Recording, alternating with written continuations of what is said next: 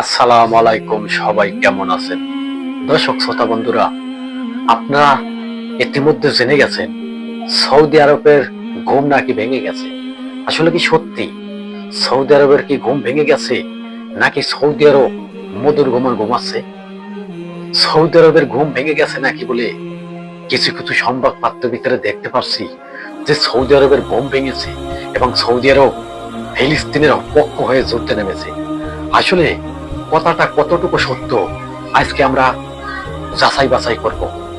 এখন ফিলিস্তিনের পক্ষ হয়ে যদি যুদ্ধ করে কোনো লাভ নাই, কেননা ফিলিস্তিন তো পুরোটা ধ্বংস করে ফেলছে ইসরায়েল। এখন শেষ পর্যায়ে এসেছে, সৌদি আরবের ঘুম যদি ভেঙে যায় তাতে কোনো লাভ হবে না, পারবে না। ইসলাম জেগে উঠবে, জমিন ফেটে উঠবে, এরকমের ঘটনাই কিন্তু ঘটছে।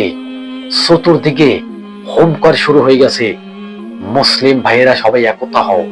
এটি আমার কোনো কথা না। আয়াতুল্লাহ খামেনি, ইরানের প্রেসিডেন্ট আয়াতুল্লাহ খামেনি কিন্তু সমস্ত মুসলিম রাষ্ট্রকে ডাকছে এবং সমস্ত মুসলিম রাষ্ট্রকে এক হওয়ার জন্য আহ্বান জানাইছে। ইতিমধ্যে সৌদি আরবের ঘুম কিন্তু ভেঙেছে। আসলে সৌদি আরবের ঘুম এমন পর্যায়ে এসে ভেঙেছে যেখানে ফিলিস্তিনের অবস্থা খুবই শেষ। তারপরে সৌদি আরবের ঘুম ভেঙেছে। সৌদি আরবের ঘুম এখনো পুরোটা ভেঙে নাই।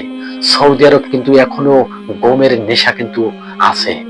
যখন একটা মানুষ ঘুম থেকে উঠে সে কিন্তু সাথে সাথে সুস্থ হয়ে যায় না, তার শরীরে তার চোখের ভিতরে কিন্তু কিছুক্ষণের জন্য কিন্তু ঘুম ঘুম ভাব।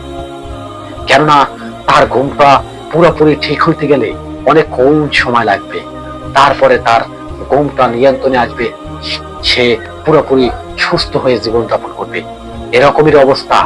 সৌদি আরব কিসের যুদ্ধ করবে? সৌদি আরব ইসরায়েলের সাথে হাত মিলাইছে, এই হাতের হ্যান্ডশাপ কি এত তাড়াতাড়ি বলতে পারবে?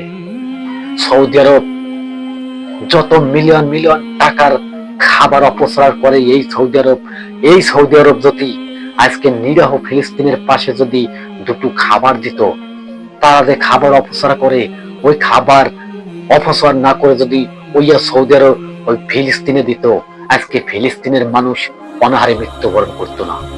আজকে ফিলিস্তিন কিছুটা খাবার হয়ে খেয়েও ইসরায়েলের সাথে যুদ্ধ করতে পারত। আপনি জানেন, আপনার আমার পেটে যদি খাবার না পড়ে আমরা কোনো কিছু আমাদের কাছে সম্ভব না এবং আমাদের কাছে যুদ্ধও সম্ভব না। কেননা আপনার পেটে তো ভাত নাই, আপনি তো ক্ষুধার্ত।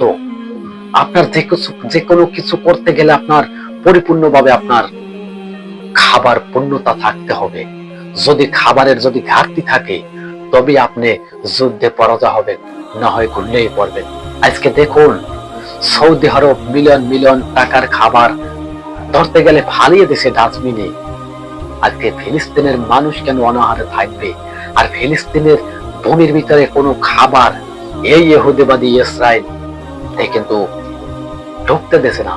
নবী সাল্লাল্লাহু 1400 বছর আগে বলছে এই ইসরায়েলের কথা, এই ইহুদির কথা কোরআনে স্পষ্ট তুলে ধরেছে। আল্লাহ তাআলা রব্বুল আলামিন এই ইহুদিবাদীদের নাম একবারে কোরআনের ভিতরে তুলে ধরেছে। ইহুদিদের সাথে তোমরা বন্ধুত্ব করিও না, তবেই তোমাদের হয়ে যাবে মৃত্যুর ভাত। আজকে শুনে রাখো, যারা যারা সৌদি আরব, যারা যারা এই ইহুদি ইসরায়েলের সাথে বন্ধুত্ব করছো, তোমাদের এক এক করে প্রত্যেকটাকে ওরা তিলে তিলে ধ্বংস করবে, এটি লিখে নেন।